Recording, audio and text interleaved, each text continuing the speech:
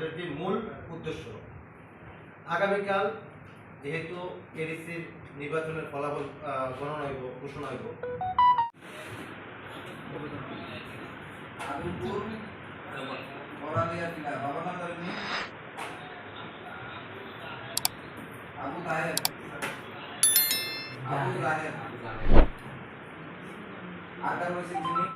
ওনার নাম হচ্ছে প্রভাত ঘোষ। ওনার ওপর যে আক্রমণ হয়েছে আমরা শুনেছি।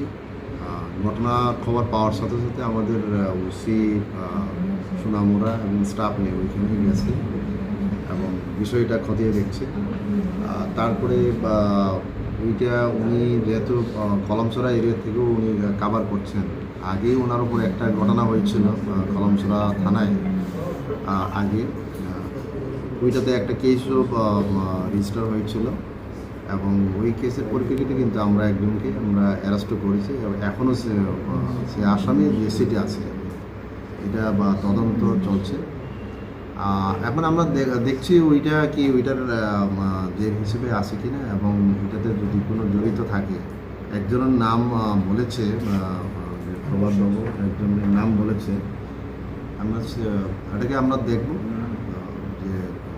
যেটাকে চিনতে পেরেছে আমরা দেখব এবং আরও তার সঙ্গে অন্যান্য জড়িত যারা থাকে তাদেরকে আমরা কিন্তু শনাক্ত করে আমরা আইনানুগ ব্যবস্থা নেব। তো আমরা এটা সিরিয়াসলি নিচ্ছি, যেহেতু সাংবাদিকের উপর যে এরকম আক্রমণ, এটা কোনো মতেই বরদাস্ত করা হবে না। আমরা কিন্তু এটা যথোপযুক্ত আইনি ব্যবস্থা আমরা নেব। কি আর বলবো, একের পর এক সাংবাদিকরা আক্রান্ত। এই রাজ্যের নেশা কারবারি থেকে শুরু করে দুষ্কৃতীরা কত বলিয়ান, তারা কত শক্তিশালী, তাদের ব্যাকগ্রাউন্ড কতটা শক্তিশালী তারা বারবার প্রমাণ দিয়ে যাচ্ছেন। একের পর এক সাংবাদিক আক্রান্ত হচ্ছেন। বস্কনগরে গত 13 দিন আগে 2রা এপ্রিল যে সাংবাদিককে বস্কনগর প্রেস ক্লাবের সভাপতিকে মেরে রক্তাক্ত করে তার মাথা চৌচির করে দেওয়া হয়েছিল, সেই সাংবাদিকের হয়ে আমরা যখন গোটা জেলার এবং আগরতলা থেকে আমাদের সাংবাদিকরা যখন একত্রিত হয়ে আমরা প্রতিবাদ জানিয়েছিলাম, তখন পুলিশ বাধ্য হয়ে একজন আসামিকে অ্যারেস্ট করে তাকে জেলে পুরেছিল। এবং তাকে কেন জেলে পুরা হলো, কেন মামলা উইথড্র করা হয় না, সেজন্য আবার পুনরায় সেই সাংবাদিককে মেরে আবার রক্তাক্ত হলো গতকাল রাতে। আমরা অবাক হয়ে যাচ্ছি। আমরা আজ এসপি এসেছি, এই জেলার যিনি জেলা পুলিশ সুপার তার সঙ্গে দেখা করেছি। আমরা বিশালগড়, বস্কনগর, সোনামুড়া, আমাদের জম্পুইজলা, আমাদের যে প্রেস ক্লাবগুলি আছে, আমরা সবাই সেখানে এসেছি। সমস্ত সাংবাদিক বন্ধুরা সেখানে এসছেন। আমরা যৌথ মুভমেন্ট করে আমরা এসপিকে বিষয়টি আমরা জানিয়েছিলাম। এসপি আমাদের কথা দিয়েছেন আগামী 24 ঘন্টার ভিতরে এনি হাউ যে আসামি যারা শনাক্ত করা হয়েছে, সে আনোয়ার হোসেন এবং আরও 2-3 জন, তাদেরকে অ্যারেস্ট করা হবে। অ্যারেস্ট করা না হলে আগামী 24 ঘন্টা পর, অর্থাৎ আগামীকাল কাউন্টিং আছে, তারপরে আমরা গোটা রাজ্যের সাংবাদিকরা গর্জে উঠব। শুধু এই জেলার নয়, আজ 5টি প্রেস ক্লাব এসেছে সেখানে, কিন্তু গোটা রাজ্যের সাংবাদিকরা সেই বিষয়টি নিয়ে গর্জে উঠবে।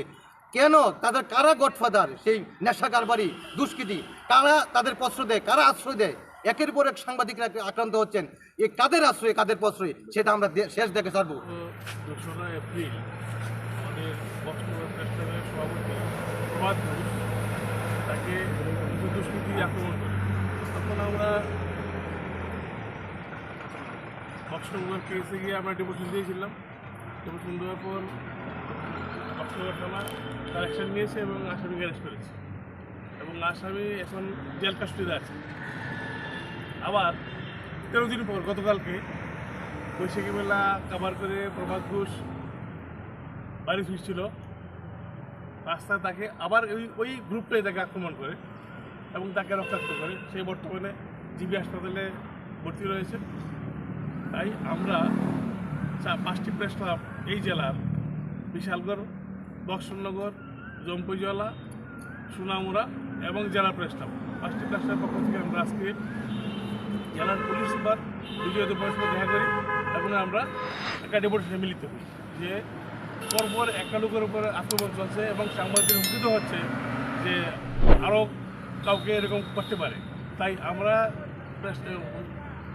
সাথে কথা বলেছি, এছাড়া আমাদের কথা দিয়েছি 24 ঘন্টার মধ্যে যাদের নাম আসামি করে দেওয়া হচ্ছে আসামিকে গ্রেপ্তার করবে, না হলে আগামীকাল এডিসি নির্বাচনের ভোট গণনা পরদিন থেকে আমরা আরও বৃহত্তর আন্দোলনে যাব।